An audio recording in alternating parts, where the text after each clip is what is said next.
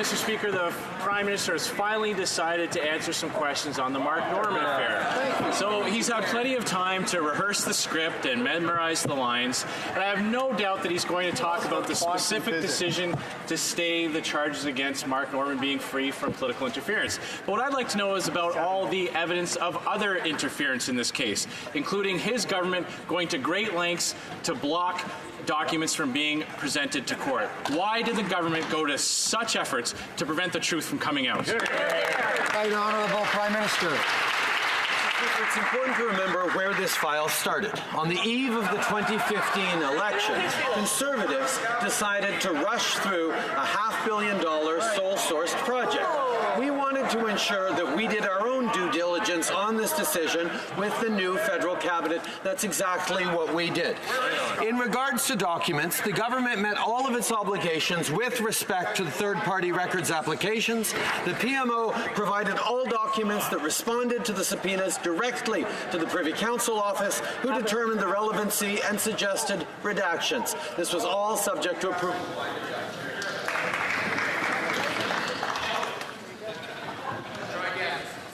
Order. The Honourable Leader. This government went to great lengths to block those documents from coming to court. There are many occasions where this government proved that they were going to great lengths to prevent the truth from coming out, including coaching witnesses and departmental officials using code words to avoid access to information laws. Does the Prime Minister believe that this is normal behavior for a government when a decorated Vice Admiral is fighting for his career, his reputation, and his personal freedom? Hear, hear. Right Honourable Prime Minister. As everyone knows, the decision to suspend Vice Admiral Norman was taken independently by the Chief of Defence staff. Any accusations otherwise are simply absurd. We fully respect the independence of the processes in place. But again, on the documents, Mr. Speaker, the government met all of its obligations with respect to third-party records applications. The PMO provided all documents that responded to the subpoenas directly to the Privy Council office, who determined relevancy and suggested redactions subject to approval by the judge. Leader of the Opposition.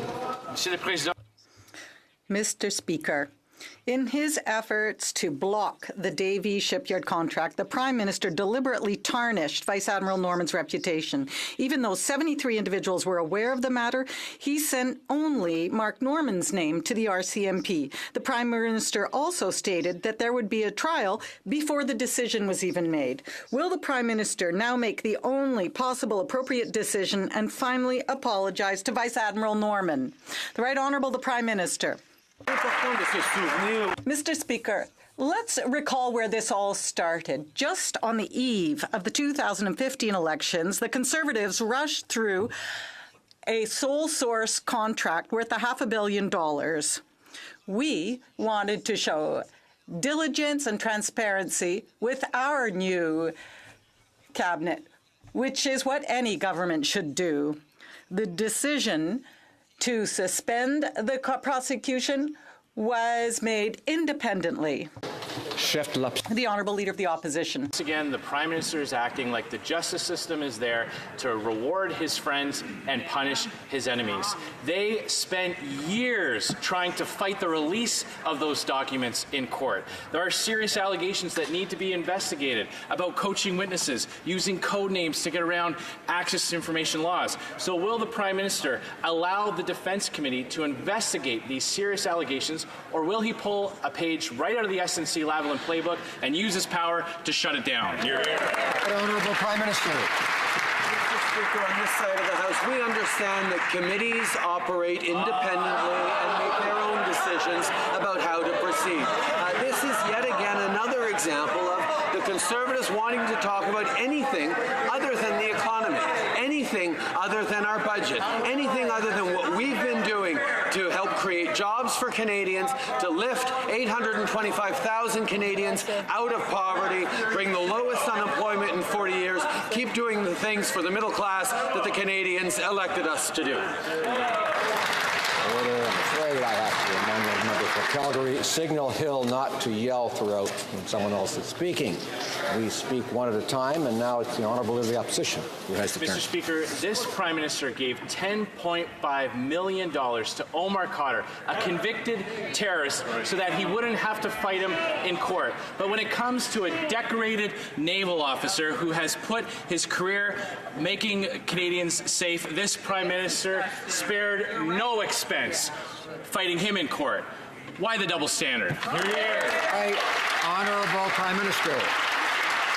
Speaker, on this side of the House, we respect the judiciary, we respect our independent judicial process, and we will not stoop to the kinds of petty and, quite frankly, distasteful political games that the members opposite are engaged in right now. They are so desperate to not talk about the economic numbers, the job growth, the impact on Canadians.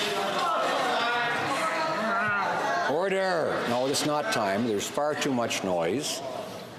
Members ought to have respect for the notion that one member at a time should be speaking, the member who has the floor, the member who is recognized. The Right Honourable Prime Minister has the floor.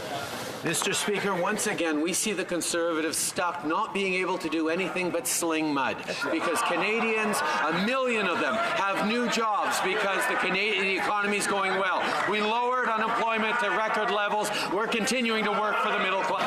The Honourable Member for Burnaby.